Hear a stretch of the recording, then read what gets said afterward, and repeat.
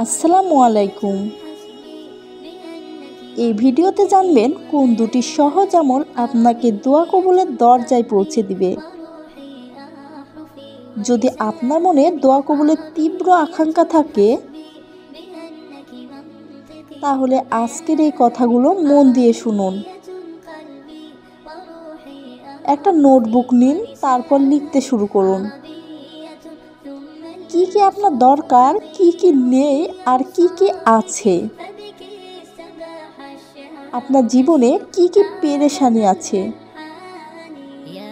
কোন কোন বিষয়ে দোয়া করার দরকার, কোন দোয়া অসম্ভব মনে হয় আর কার কার জন্য দোয়া করবেন, সবগুলো আলাদা আলাদা করে লিখে রাখুন। তারপর দরুদ ও ইস্তেগফারের সাথে 18 মতো লেগে থাকুন। দোয়া কবুলের সময়গুলো খুঁজে বের করুন, যেমন তাহাজ্জুদ নামাজের পর, জুম্মার দিন, বৃষ্টির সময় এবং রোজা রাখার সময়। তখন দোয়া করতে থাকুন, যত দিন লাগুক, যত বছর চলে যাক। দোয়াকে নিজের পোশাক বানিয়ে নিন, নিঃশ্বাসের মতো অপরিহার্য করে নিন। এক সময় দেখবেন আপনার নোটবুকে লেখা দোয়াগুলো একে একে কবুল হয়ে যাচ্ছে, আপনার চাওয়া পূরণ হয়ে গেছে। কিন্তু যদি কোনো দোয়া কবুল না হয়, তাহলে জেনে রাখুন আল্লাহ আপনার সে চাওয়া চেয়ে উত্তম কিছু লিখে রেখেছেন। তাই সব কিছুর ঊর্ধ্বে গিয়ে দোয়াকে গুরুত্ব দিন,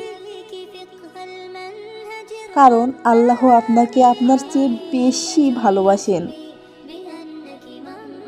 বেশি বোঝেন এবং তিনি জানেন কখন কিভাবে কোন জিনিস দিলে আপনার জন্য সর্বোত্তম হবে।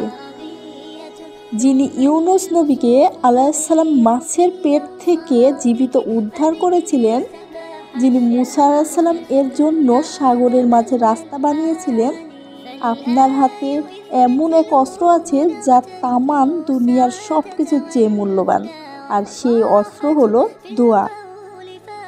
যার হাত নেই সেও দোয়া করতে পারে, যার জবান নেই সেও দোয়া করতে পারে, কারণ দোয়া হলো এমন এক অস্ত্র যা কখনো লক্ষ্যভ্রষ্ট হয় না। দোয়াকে আঁকড়ে ধরুন, আল্লাহর রহমতকে কখনো ছোট ভাববেন না। তাই আসুন আমরা সবাই দরুদ ও ইস্তেগফারের সাথে লেগে থাকি।